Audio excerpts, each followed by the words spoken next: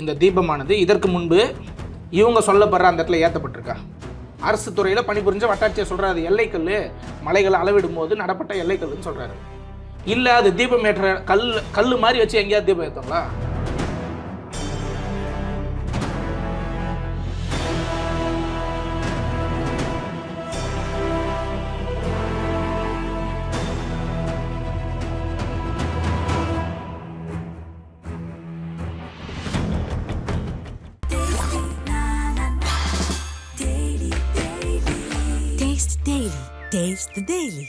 குறிஞ்சாங்குளத்தில் இருக்கக்கூடிய காந்தாரி அம்மன் கோவில், அங்கே என்ன பிரச்சனை இருக்கு? அங்கே வழிபடுறோம் வந்து இதே இந்து தானே.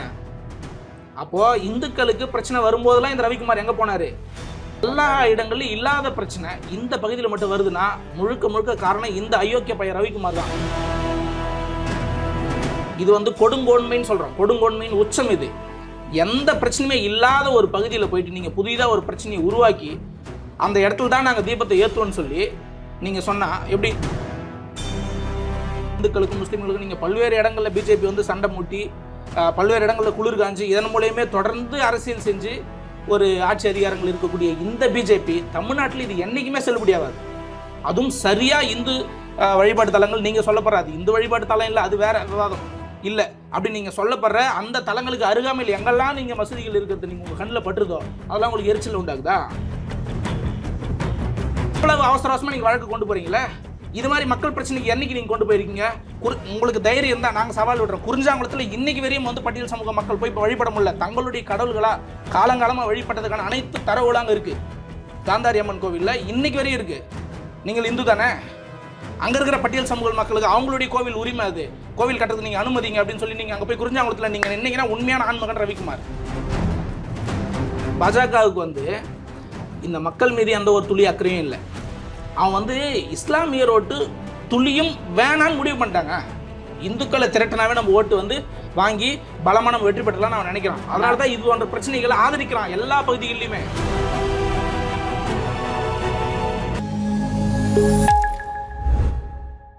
ராஜஸ்நேயர்களுக்கு வணக்கம். அரசியல் பல பரபரப்பான கட்டங்களை நோக்கி நகர்ந்து கொண்டு இருக்கிறது. அது குறித்து உதவிக்க நாம் தமிழ் கட்சியின் மாநில இளைஞர் பசில் ஒருங்கிணைப்பாளர் திரு ராஜ்குமார் அவர்கள் இணைந்திருக்கார். வணக்கம் சார். வணக்கம் தம்பி.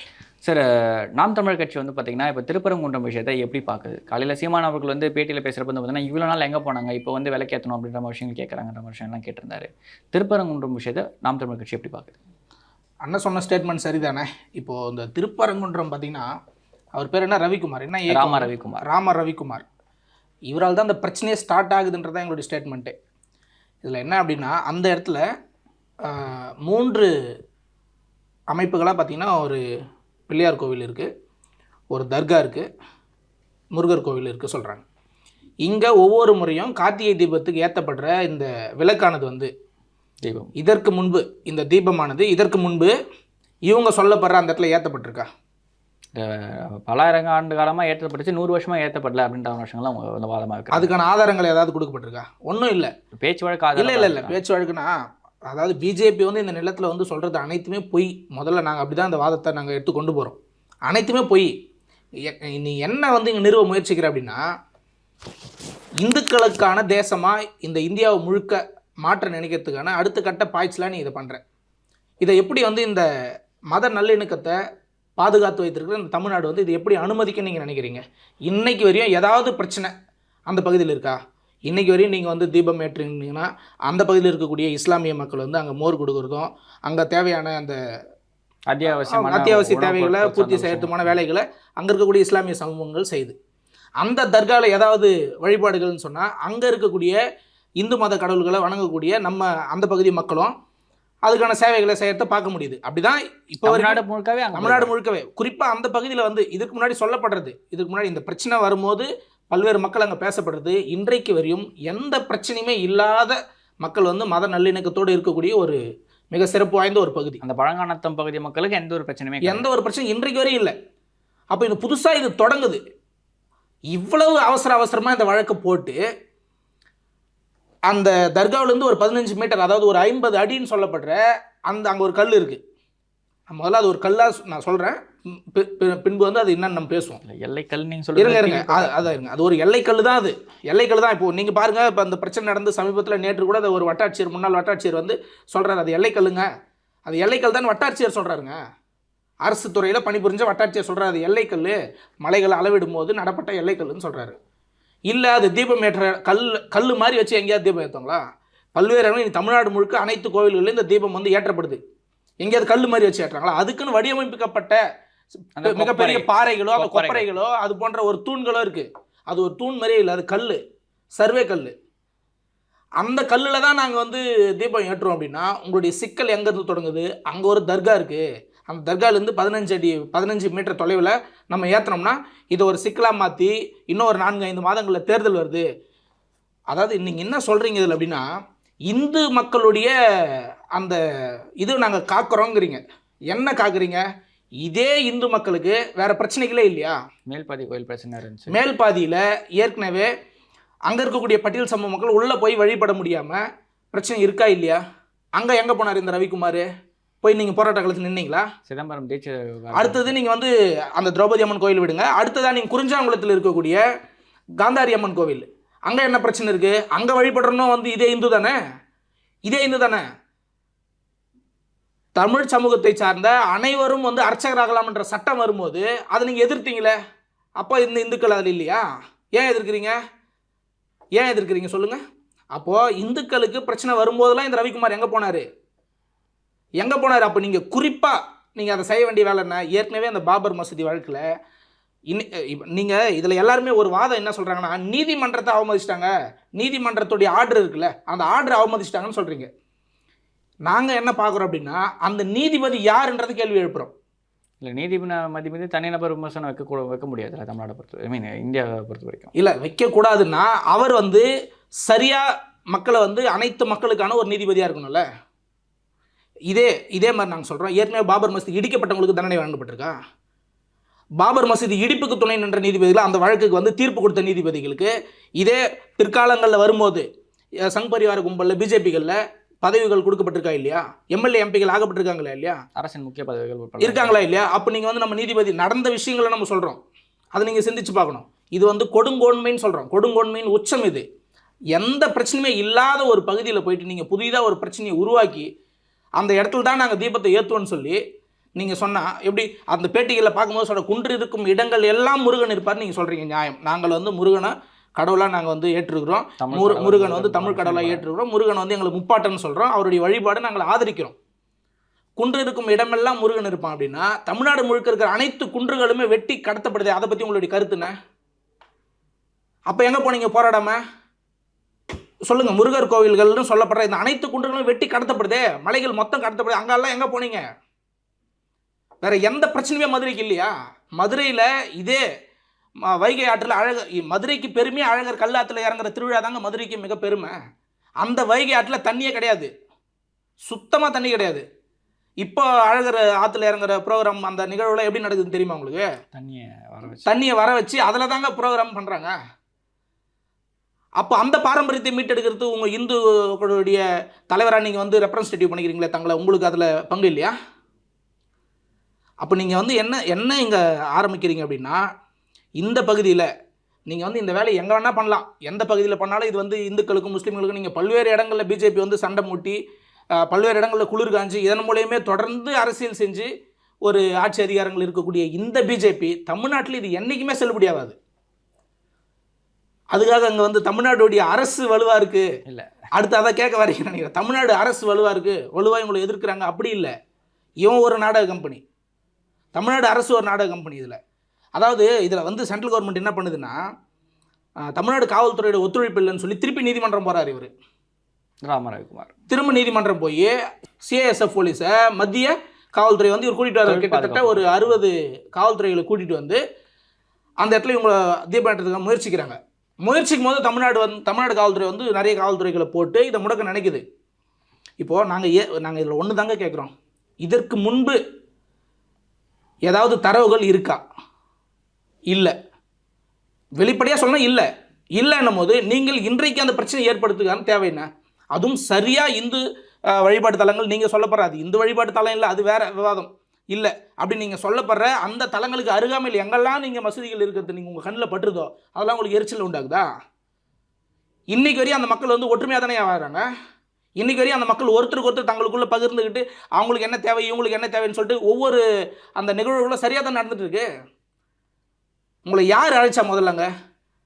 உங்களை யார் அழைச்சா? இன்னைக்கு கோலாகலமாக நடைபெற்று கொண்டிருக்கு. திருவண்ணாமலையில் தொடங்கி தமிழ்நாடு முழுக்க அனைத்து மலைகளிலுமே தீபம் ஏற்றப்பட்டு கிட்டத்தட்ட 38 மாவட்டங்கள் எல்லா பகுதிகளிலும் ஏற்றப்பட்டிருக்கு. 10 லட்சம் பேர் வந்து திருவண்ணாமலை தீபத்தை திரண்டிருக்கு. எல்லா இடங்களிலும் இல்லாத பிரச்சனை இந்த பகுதியில் மட்டும் வருதுன்னா முழுக்க முழுக்க காரணம் இந்த அயோக்கிய பையன் ரவிக்குமார் தான். இந்த ரவிக்குமார் தான். நீ வந்தியா வழிபட்டுட்டு போக வேண்டியதான் உன்னுடைய வேலை. எப்பவுமே அந்த உச்சி பிள்ளையார் கோயில் சொல்லப்படுற இடத்துல தானே ஏற்றப்பட்டிருக்கு. எப்பவுமே காலங்காலமாக அங்கே தானே ஏற்றப்பட்டிருக்கு. இந்த வருஷமா அங்கே தானே ஏற்றுறாங்க. சரி, நான் கேட்குறேங்க, இவ்வளவு அவசர அவசரமாக நீங்கள் வழக்கு கொண்டு போகிறீங்களே, இது மாதிரி மக்கள் பிரச்சனைக்கு என்னைக்கு நீங்கள் கொண்டு போயிருக்கீங்க? உங்களுக்கு தைரியம் இருந்தால் நாங்கள் சவால் விடுறோம். குறிஞ்சாங்குளத்தில் இன்னைக்கு வரையும் வந்து பட்டியல் சமூக மக்கள் போய் வழிபட முடியல. தங்களுடைய கடவுள்களாக காலங்காலமாக வழிபட்டதுக்கான அனைத்து தரவுகளும் அங்கே இருக்குது. காந்தாரி அம்மன் கோவிலில் இன்னைக்கு வரையும் இருக்குது. நீங்கள் இந்து தானே? அங்கே இருக்கிற பட்டியல் சமூக மக்களுக்கு அவங்களுடைய கோவில் உரிமை, அது கோவில் கட்டுறது நீங்கள் அனுமதிங்க அப்படின்னு சொல்லி நீங்கள் அங்கே போய் குறிஞ்சாங்குளத்தில் நீங்கள் நின்னீங்கன்னா உண்மையான ஆண்மகன் ரவிக்குமார். மேல் பாதியில் போயிட்டு பூட்டம் கோவிலை தொடடா, இந்த பட்டியல் சமூக மக்கள் இந்து தான், அவன் வழிபடணும், அந்த உரிமையை மீட்டு கூடான்னு சொல்லி நீ போராட்ட களத்தில் நின்றுதுன்னா நீ உண்மையான ஆண்மகன். அதை விட்டுட்டு துளியுமே சம்பந்தம் இல்லாத இஸ்லாமிய வழிபாடு தலமும் இருக்குது, இந்து வழிபாடு தலம் பக்கத்துலேயே இருக்குன்னு சொல்லி இவங்க 2 பேருக்கு சண்டையை மூட்டி விட்டு இதில் நம்ம குளிர் காஞ்சி இந்த தேர்தலில் ஏதாவது 1-2 சீட்டு வாங்கலாம்னு சொல்லி திட்டமிடுற இந்த திட்டத்தை தவிர வேறு ஒன்றுமே இல்லைங்க. இதில் வேறு ஒன்றுமே இல்லை. ஆனால் இப்போது பாஜக தரப்போட வாதம் என்னவா இருக்குன்னு பார்த்தீங்கன்னா, ஒரே ஒரு தீபம் தானே, அது ஏற்ற விதத்தில் என்ன பிரச்சனை, 10 பேர் போய் சைலண்டாக ஏற்றிட்டு வந்திருப்பாங்க, இது ஒரு பெரிய பிரச்சனையாக்குனது திமுக தான் அப்படின்ற ஒரு வாதத்தை வந்து பார்த்தீங்கன்னா அண்ணாமலையோ பாஜகவும் வைக்கிறாங்க. ஏங்க நீங்கள் அங்கே போய் ஏற்றுறதுனால பிரச்சனை வராதுன்னு எப்படி சொல்கிறீங்க? உங்களுடைய வழிபாட்டத்தில் நீங்கள் அனுமதிப்பீங்களா? நீங்கள் சிந்திச்சு பாருங்கள். அதே 15 மீட்டர் தொலைவில் அங்கே இருக்கக்கூடிய தர்காவிலேருந்து ஏதோ ஒரு வழிபாடு வந்து இங்கே செய்யணும்னு விருப்பப்பட்டால் நீங்கள் அனுமதிப்பீங்களா? அனுமதிக்க மாட்டீங்க. அப்போது நீங்கள் மேலே போய் தர்காவுக்கு பக்கத்தில் இருக்க ஒரு 15 மீட்டர் தொலைவில் நீங்கள் வழிபாடு செய்கிறீங்க அப்படின்னா அது சிக்கலை உண்டாக்காதா? இதற்கு முன்னாடி ஏங்க ஒன்றும் இல்லைங்க, உங்களுடைய கைப்பாவையாக தான் எங்கள் ஐயா எடப்பாடியார் இருக்கார். பிஜேபியும் அதிமுகவும் வெவ்வேறு அல்ல, ஒன்று தான் அப்படின்றத நிரூபிச்சுட்டு இருக்காரு. காலகாலத்துக்கு ஒவ்வொரு நாளும் நிரூபிக்கிறாரு. அப்படி இருக்கிற ஐயா எடப்பாடியார் ஆட்சி காலத்தில் நீங்கள் ஏன் அந்த விளக்கேற்றல? இதே எடப்பாடி அவர்களோட ஆட்சி காலத்தில் 2017ஆம் ஆண்டு நடந்த ஒரு விஷயத்தில் இதே மாதிரியான ஒரு வழக்கில் வந்து பார்த்தீங்கன்னா ஏற்ற முடியாது அப்படின்ற விஷயங்களை அரசு சொல்லியிருக்கு. ஆனால் இன்னைக்கு அவரே வந்து பார்த்தீங்கன்னா ஆப்போசிட்டாக ஒரு ஸ்டேட்மெண்ட் பிஜேபிக்கு ஃபேவராக வந்து கொடுக்குறாரு. வேறு ஒன்றுமே பண்ண முடியாது. மேலே வந்து இன்றைக்கி வந்து இவங்க அலைன்ஸ் வந்து கூட்டணியில் வந்து நாங்கள் போய் பிஜேபியோட சேர போகிறோன்னு சொல்லி இன்றைக்கி தமிழ்நாடு பிஜேபி அதிமுக எல்லாம் ஒன்றா சேரும்போது இது நாளைக்கு அவர் சிக்கல் உண்டாக்குமே. இதுக்கு எதிர்த்து அவர் கருத்து சொல்ல முடியல. அண்ணன் திருமாவர்கள் போன்றவர்கள்லாம் இந்த நீதிபதியை தகுதி நீக்கம் செய்யணும்னு பேசியிருக்காரு. கமிஷன் சண்முகம் உட்பட பல பேர் வந்து புரியுதுங்களா? தகுதி நீக்கம் செய்யணும்னு பேசியிருக்காரு. சரியானதாக நாங்கள் பார்க்குறோம். அதை தகுதி நீக்கம் செய்யணும் அந்த மாதிரி நீதிபதிகளை. ஏன்னா அடுத்தது இப்போ அவர் ஓய்வு பெற காலம் வந்துருச்சு. அவருடைய ஆசை வந்து ஒருவேளை நம்ம வந்து அடுத்த பதவிகளில் தொடரலாம், எம்பி எம்எல்ஏ வரலாம், கவர்னர் ஆகலாம்னு நினச்சிட்டார் போல். இது தமிழ்நாடு, அதை முதல்ல புரிஞ்சுக்கணும். தமிழ்நாட்டில் மத நல்லிணக்கத்தை இந்த இந்தியா முழுக்க இருக்கிற எந்த மாநிலத்திலையும் கடைபிடிக்காத அளவுக்கு மிக நேர்த்தியாக மிக சரியாக கடைபிடிச்சிருக்கிற மாநிலம் தமிழ்நாடு. இங்கே வந்து உங்களுடைய ஆட்டம் பீகார், உத்தரப்பிரதேசம், குஜராத்தில் பண்ணுற மாதிரிலாம் உங்களுடைய ஆட்டம் இங்கே செல்லாது, துளியும் செல்லாது. அதை நீங்கள் சிந்திச்சு அதே மாதிரி பார்த்தீங்கன்னா இது வந்து கடைசி தீர்ப்பு இல்லைங்க. இது வந்து மதுரை கிளையில் தான் இந்த ஜட்ஜ்மெண்ட் போகுது, இந்த ஜட்ஜ்மெண்ட் வருது. இதுக்கு மேலே சுப்ரீம் கோர்ட் இருக்குது. சரி, நீங்கள் நீதிமன்ற உத்தரவையும் இவங்க மீறுறாங்கன்னு சொல்லிட்டு கொக்கரிக்கிறீங்களா? அங்கங்க நீங்கள் எந்த நீதிமன்றத்தை நீங்கள் மதிச்சிருக்கீங்க? காவிரி மேலாண்மை வாரியம் அமைக்கணும்னு சொல்லிட்டு இந்த நாட்டிலே உயர் பதவியில் இருக்கக்கூடிய உச்ச நீதிமன்றம் சொல்லிச்சு. இதுக்கு மேலே முறையீடே இல்லைங்களாங்க, மேல்முறையீடே இல்லையே. அந்த உச்ச நீதிமன்றம் சொன்னது நீங்கள் கேட்டிங்களா? காவிரி மேலாண்மை வாரியம் அமைச்சாச்சா? சொல்லுங்கள். பாபர் மசூதி இடிக்கப்பட்டவங்களுக்கு இன்றைக்கி வரையும் தண்டனை இல்லைங்களாங்க, இன்றைக்கி வரையும் தண்டனை இல்லை. அதுவும் குறிப்பாக புரட்சியாளர் அண்ணல் அம்பேத்கருடைய நினைவு நாளிலே நீங்கள் இடிக்கிறீங்க. அன்னைக்கு இடிக்க வேண்டிய தேவை எங்கேருந்து வருது? அது இடிக்கப்பட்டவங்களுக்கு இன்றைக்கி வரையும் நீங்கள் தண்டனை பெற்று தரலையே. சொல்லுங்கள், நீங்கள் எல்லா மதத்துக்கான தலைவர்களாக தானே இங்கே நிற்கணும். தொடர்ந்து இந்து மக்கள் மட்டும் பாதிக்கலாம். இது பாதிப்பா? இந்த விலைக்கேற்றுறது பாதிப்பாங்க. இந்த இந்து மக்கள் எங்கெங்கே பாதிக்கப்படுறான்னு தமிழ்நாட்டில் ஒரு நாளைக்கு பட்டியலிட முடியுங்க. எங்கள் துப்புரவு தொழிலாளர்கள் சென்னையில் முழுக்க போராடி நூற்றுக்கணக்கான நாட்களுக்கு மேலே போராடி சென்னையில் போராடி அவங்களுடைய வேலை உறுதி செய்யப்படலை, அவங்களுக்கான சம்பளம் இல்லை, அவங்களுக்கான எல்லா அடிப்படை தேவைகளையும் பூர்த்தி செய்யணும்னு சொல்லிட்டு போராட்டம். அவங்களாம் இந்துவா தெரியல உங்களுக்கு? அந்த போராட்டத்துக்கு இந்த அயோக்கிய பையன் ரவிக்குமார் எங்கே போன நீ? இது போல் ஒவ்வொரு நாளும் போராட்டத்தை சந்திக்குதா இல்லையா அந்த தமிழ் சமூகம்? அவங்களால நீ இந்துவா பார்க்குறியா, என்னவா பார்க்குற? அப்போ அங்கெல்லாம் நீ எங்கே போன? இது வந்து இஸ்லாமிய சமூகத்திற்கும் இங்கே நீ சொல்லப்படுற இந்து அப்படின்னு சொல்லப்படுற அந்த சமூகங்களுக்கும் பிரச்சனையை உண்டாக்கி இதில் குளிர்காய்வதற்கு மட்டுமே ரவிக்குமார் செய்யப்படுற வேலை இது. Okay sir. ஆனால் இப்போது பாஜக வந்து தொடர்ச்சியாக இந்த விஷயத்தை ரொம்ப அட்வான்ஸ் லெவலில் கொண்டு போகிறாங்கன்னு ஒரு கேள்வி இருக்கு இல்லையா? அப்படின்னா பாராளுமன்றம் வரைக்கும் இந்த விஷயம் பேசப்படுது. திமுகவும் பாஜகவும் இந்த பார்லிமெண்ட்டை டிஸ்கஸ் பண்ண வேண்டிய தேவை என்ன ஏற்படுதுன்னு ஒரு கேள்வி வருதுல்ல? அவனுக்கு அதை தவிர்த்து ஒரு அரசியல் இல்லையே. பாஜகவுக்கு வந்து இந்த மக்கள் மீது எந்த ஒரு துளி அக்கறையும் இல்லை. அவன் வந்து இஸ்லாமியர் ஓட்டு துளியும் வேணான்னு முடிவு பண்ணிட்டாங்க. இஸ்லாமியரோட ஓட்டு வந்து ஒரு துளியும் நம்மளுக்கு வேணாம், இந்துக்களை திரட்டினாவே நம்ம ஓட்டு வந்து வாங்கி பலமான வெற்றி பெற்றலாம் நான் நினைக்கிறான். அதனால தான் இது போன்ற பிரச்சனைகளை ஆதரிக்கிறான் எல்லா பகுதிகளிலுமே. ஆனால் இந்த ஒரு பிரச்சனை வந்து பார்த்தீங்கன்னா நயனார் நாகேந்திரனோ பாஜகவோ எல்லாருமே சொல்ல இஸ்லாமியர்களுக்கு இங்கே பிரச்சனையே கிடையாது. இஸ்லாமியர்கள் வந்து எதிர்ப்பே தெரிவிக்கவில்லை. தர்கா தரப்பு எந்த எதிர்ப்புமே இல்லை. திமுக அரசு திட்டமிட்டு வந்து எங்களை வந்து விலக்கேற்ற விடாம பண்ணுது. திமுக பக்கம் அதுதாங்க அவன் சொல்ல வரது. நீங்கள் வந்து நல்லா நீங்கள் கோட் பண்ணி பார்க்கணும். தர்காவிலேருந்து எந்த எதிர்ப்பும் வரல, தர்காவிலேருந்து எந்த எதிர்ப்பும் வரல அப்படின்னா அவன் தர்காவிலேருந்து எதிர்ப்பு வரணும்னு எதிர்பார்க்குறான். தர்காவிலேருந்து எதிர்ப்பு வந்த உடனே என்ன ஆகும்? ரெண்டு சமூகங்களுக்குள்ள கருத்து முதல்ல ஏற்படும். ஏற்கனவே அந்த பிரியாணி சாப்பிட்ட விஷயத்துல அப்படிதான். புரியுதுங்களா? கருத்து வரணும்னு தான் அவன் எதிர்பார்க்குறான். அதனால தான் தர்கா எதுவும் சொல்லலை, தமிழ்நாடு அரசு தான் அப்படி பண்ணுது, தமிழ்நாடு அரசு தான் அப்படி பண்ணுதுங்கிற. குறிப்பாக திமுக அரசு அப்படி. புரியுதுங்களா? அவன் தர்காவிலேருந்து எதிர்ப்பு வரணும், இஸ்லாமியர் 4 பேர் வந்து இதுக்கு எதிராக கருத்து சொல்லணும்னு பாஜகவில் இருக்கக்கூடிய நயனார் நாகேந்திரனும் எச் ராஜாவும் எதிர்பார்க்குறீங்க. அப்படி வரும்போது அது ரெண்டு சமூகங்களுக்குள்ள பிரச்சனைகளை ஏற்படுத்தும், மிகப்பெரிய பிரச்சனைகளை ஏற்படுத்தும். இதுதான் இவங்க எதிர்பார்க்குறாங்க. இதில் போய் நம்ம வேற என்ன கருத்து சொல்ல? Okay sir. இவ்வளோ நேரம் உங்களை பொண்ணா நேரத்துக்கு எனக்கு நன்றி. நன்றி.